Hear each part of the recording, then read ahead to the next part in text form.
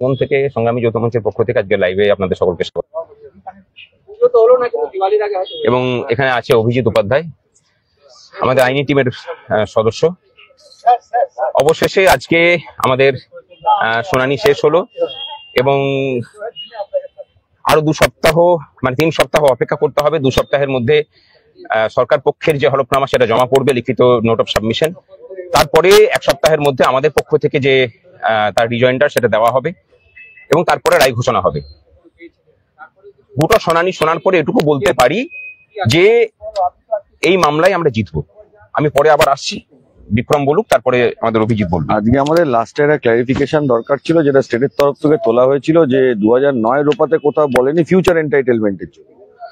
সেটা ক্লারিফাই করা হয়েছে, entitlement of dearness allowance comes from the service rules and not from the clarificatory memorandum. সেটা আমরা clarify করতে পেরেছি যে সুপ্রিম কোর্টের কাছে। এবং এক্সিস্টিং ইমলিউমেন্টসে যখন এআইসিপিআই ঢুকিয়ে সেটাকে স্যালারি ফিক্স করা হলো, তার মানে এআইসিপিআইটাকে মেনে নেওয়া হলো। তাই জন্য এআইসিপিআই যেরকম বাড়বে সেই অনুযায়ী দিতে হবে। এটা আমরা সুপ্রিম কোর্টের কাছে জানিয়েছি। তারপরে রিটেন নোটস লিখিতভাবে জমা দিতে বলেছে। 2 সপ্তাহ 1 সপ্তাহ, তারপরে ফাইনালি যবে সুপ্রিম কোর্ট জাজমেন্ট দেবে আমাদের তার জন্য অপেক্ষায় থাকতে হবে। Today, Supreme Court has reserved its judgment on this matter and directed the state to file a written submission within a week, and after that we have to file the rejoinder on that. From our side, Senior Advocate Gopal Subramaniam, Senior Advocate Nachiketa Joshi, Vikram sir and I, along with other advocates, appeared in this matter and we have made our submission, and we are hopeful that judgment will come in our favor. আবার আমি এলাম।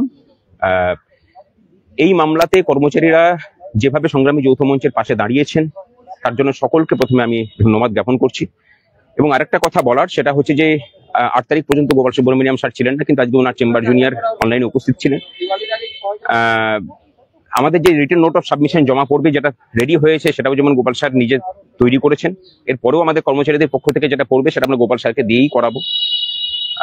আমরা আশা করেছিলাম যে পরবর্তী ক্ষেত্রে হয়তো একটা গোপাল স্যারের জন্য আমরা সময় নেব, কিন্তু আজকে যারা ডিটারমাইন্ড ছিলেন যে আজকেই শুনানি কনক্লুড করা হবে, সেই অনুযায়ী হয়েছে। আমাদের পক্ষ থেকে আজকে নচিকেতা যোশীজি মানে আমাদের পক্ষে বক্তব্য রেখেছেন এবং আমাদের যে পয়েন্টটা ছিল, যে মেন যে পয়েন্টটা তুলেছিলেন সরকার পক্ষের থেকে শাম দেওয়ানজি, যে আমাদের ডিএর যে অধিকার সেটা হচ্ছে যে ক্লারিফিকেটরি নোট যেগুলো দিয়ে দেওয়া হয়েছিল টাইম টু টাইম, সেখান থেকে আসছে, রূপা 2019-এর 9 থেকে আসছে না। সেটাকে আমরা খণ্ডন করেছি এবং আমরা আরো স্ট্রং পয়েন্ট উত্থাপন করেছি। সেটা হলো যে আমাদের ডিএর যে অধিকার, সেই অধিকারটা আসছে আমাদের সার্ভিস রুল থেকে। WBSR 9 মানে যে আছে সেখানেই আমাদের লেখা আছে আমাদের সার্ভিস রুলের মধ্যে যে ডিএটা হচ্ছে অধিকারের মধ্যে পড়ে এবং সেটা আমাদের বেতনের অংশ।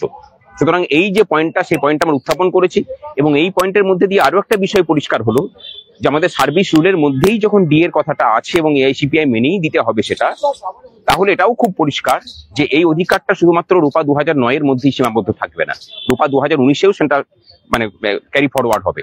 রূপা 2019 আমরা দেখেছি যে সেখানে সরকার পক্ষ ডিএর কথাটাকেই তুলে দিয়েছে পে কমিশনের চেয়ারম্যানকে দিয়ে। সেটাকে যদি আমরা ভবিষ্যতে চ্যালেঞ্জ করি, তাহলে এই যে সার্ভিস রুলের মধ্যে ডিয়ারনেস অ্যালাউন্সের কথাটা থাকাটা, সেটা আমাদের ক্ষেত্রে একটা খুব স্ট্রং পয়েন্ট তৈরি করবে এবং সেই মামলাটাও আমরা জিতবো। এবং পরিশেষে বলি যে দীর্ঘ লড়াই, বিভিন্ন কর্মচারী পক্ষ লড়েছেন ঐক্যবদ্ধভাবে। আমরা যুক্ত হয়েছিলাম এই মামলাকে দ্রুত শুনানি করিয়ে শেষ করার প্রচেষ্টায়। সেই প্রচেষ্টা সফল হয়েছে। আজকে মামলা শুনানি সমাপ্ত হয়েছে, আর ডেট নেওয়ার বিষয় নেই। এই মামলায় আমরা জিতবো। রায় যখনই ঘোষণা হোক, মামলায় আমরা জিতবো, শুধু এটুকুই বললাম। ভালো থাকবেন সকলে, সাথে থাকুন পরবর্তী লড়াইয়ের জন্য।